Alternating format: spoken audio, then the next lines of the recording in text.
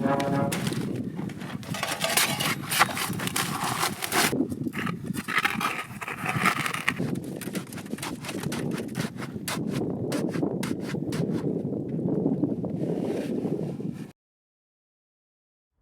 are now 5 episodes in on this new YouTube journey together, from van life to land life. My intention, my desire here is to share the greater lessons, the greater life lessons that my 20 acres is teaching me, in hopes really that you can relate. I'm not trying to be another do-it-yourself, step-by-step YouTube channel. Right now, we are building 2 pergolas just in time for the high desert heat in Southern California. And on the last episode, you saw Chris and I, that's the hired worker that is working alongside me. You saw us build the majority of the pergola frames. So let's move those frames out of the way and start the foundation, or the concrete footings. And the theme of today's episode is all about owning and investing in the correct tools in life and at the land. Here at Home Depot, looking for anchor bolts for the plates and then sonotubes.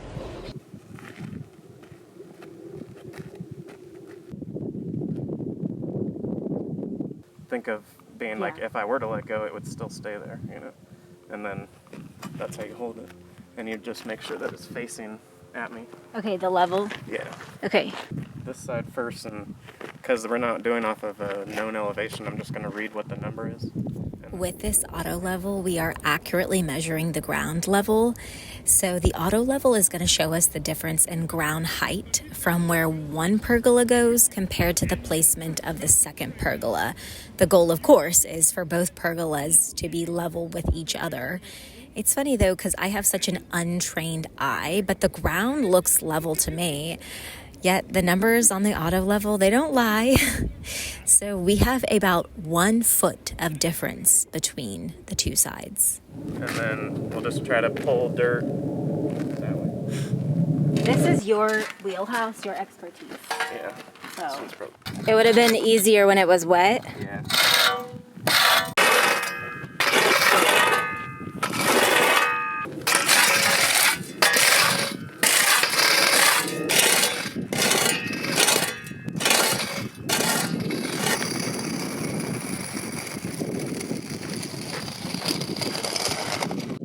So we're trying to get this ground a little more level with the grading rake and the shovel. We did some grading. It really didn't make that much of an impact because the ground is so hard already. So I wish I had known that we were going to do this, or we needed to do this, because then I would have said, oh, let's do it first step, right after it rained. But the ground is pretty hard right now, so it didn't really move much dirt. So we're just going to adjust the concrete footings. Go a little that way.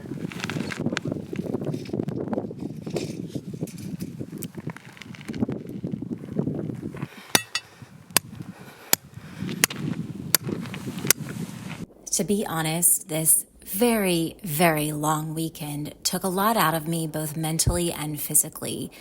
We ran the string line to solidify the orientation of the pergolas.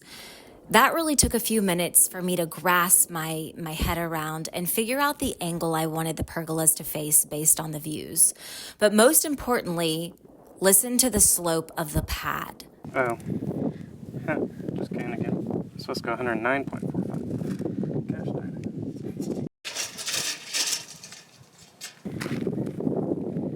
We use the tape measure over and over and over again, and the Pythagorean Theorem to make sure the pergolas are square.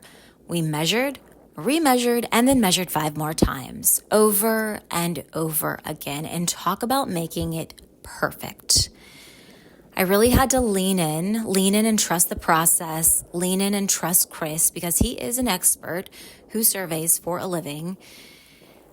To my untrained eye, I just kept being like, this feels off. This feels off. And I just kept questioning if I really wanted the roofs to be level, because this process is just driving me mad. It also meant that the concrete footings are exposed on one side and barely visible on the other side. And I really just did not like that from a design standpoint. But just like Every project, you must make your decision and you have to keep moving forward. There is no time nor patience for being wishy-washy whatsoever.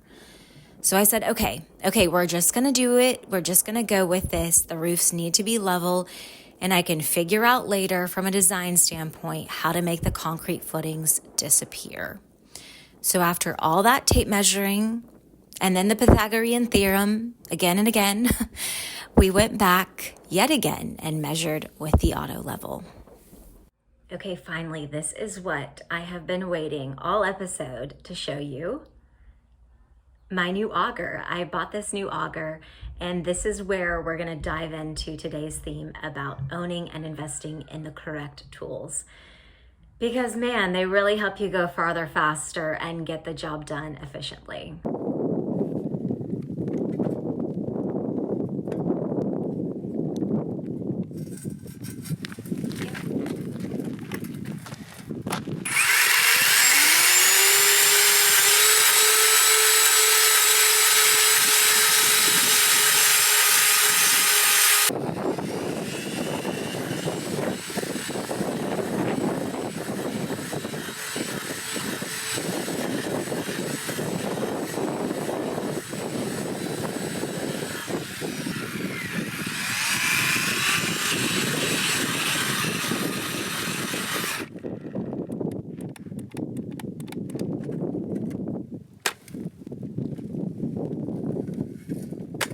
Hell yeah.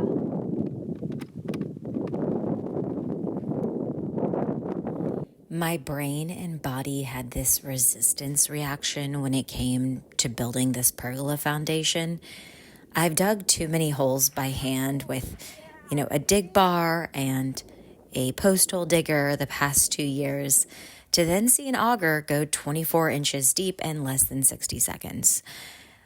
On the same token, I've spent days extracting cacti and brush by hand just to see a tractor clear the same area in an hour. So the emotions as you watch a power tool show up your manual labor is like slight awe, slight laughter, because you're like laughing at yourself all the time and energy I just took to do that with my 2 hands. And once you know there's a better way, you can't go back. So with my new insight about owning the correct tools, call it divine timing, but Home Depot had this auger on clearance, according to their website, but just one. So I said, okay, if it is there tomorrow on the way to pour the Pergola Foundation, to start the Pergola Foundation, it is mine. And the blessing in borrowing tools and doing the manual labor myself, it's gifted me with this knowledge to confidently know what kind of tool what kind of tool I'm looking for. So the size of the blade, the kind of power it runs off, the safety features. Each project has taken my tool repertoire from novice to, novice intermediate, just one step up. With the auger, I knew I needed something that wasn't going to overpower me, to feel like I was riding a bull, something that wasn't going to be too intimidating. And I really found that this is the perfect size for me. I didn't want to mess with the pull to start, so this is an electric. It has the safety features like a kickback and overload system that automatically turns it off, but yet it still has enough power to get through the rock, to get through the granite, even if you have to try, a few times. So the next day, the auger was still, in fact, there at Home Depot in a beat-up box. I just had to get through something, and then bam.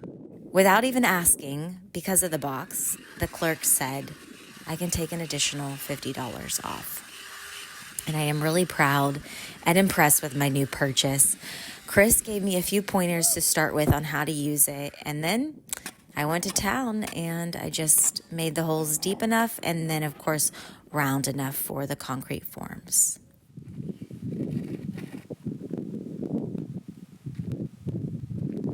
And now tomorrow we will pour the concrete footings, and we finished the concrete tubes on one of the pergolas, and tomorrow we'll do the second one and then pour the concrete.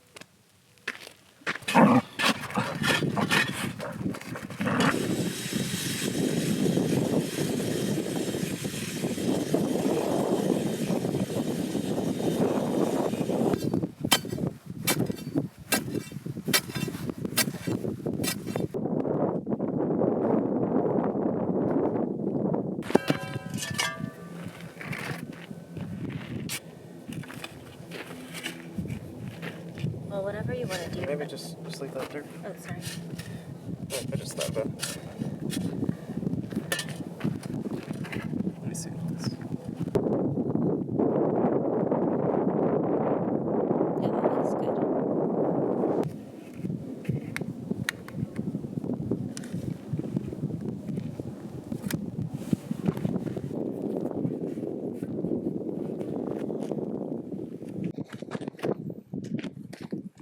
Okay, this is what I call figuring it out for cheap, on a budget, and of course, without a lot of access to materials, since my 20 acres is mostly raw land and it's not like I have an accessory building or a tool shop.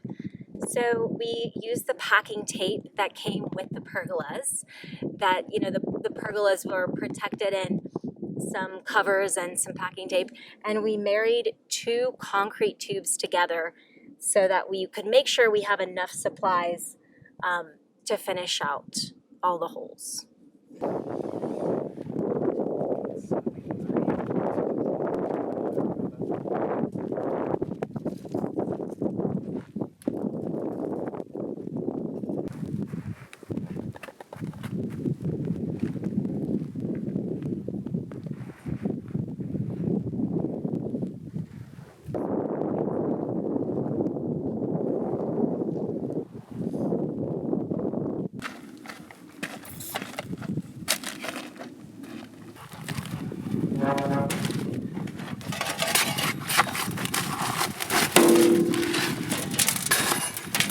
The correct tools change everything.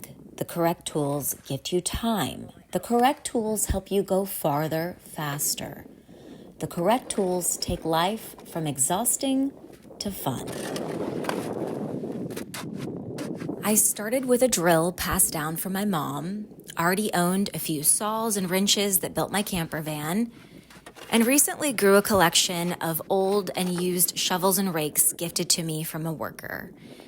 You saw me just buy an auger, and now after mixing all this concrete, I think my next investment is a concrete mixer and portable power station / battery bank. Those are the tools I'm wanting next. Because investing in the correct tools gives you time. The correct tools help you go farther, faster.